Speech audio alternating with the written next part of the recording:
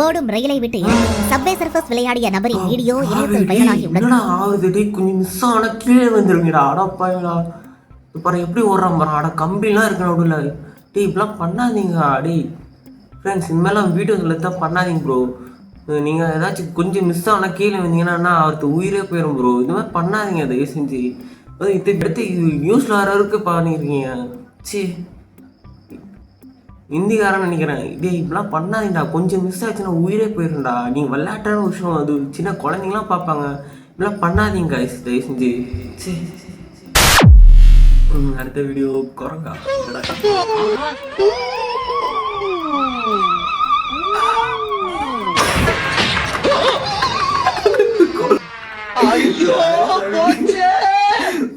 குரங்கு குரங்கு ஒரு மேல கொலாவல ஏறி உட்காந்து பெட்டாய் டமான ஓடிச்சு. பயந்து அது ஓடிச்சு.